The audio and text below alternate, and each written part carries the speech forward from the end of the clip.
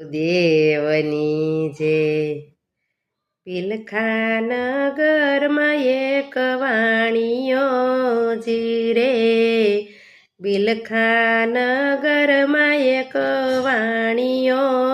જીરે સંગાળ સાશેઠ એના નામ જો સંગાવતીને અન્નનો ભાવે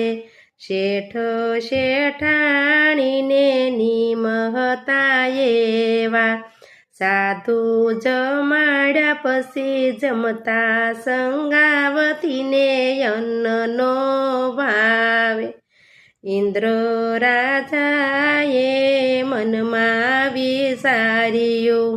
સતના પરીક્ષા લેવા આવ્યા સંગાવતીને અન્નનો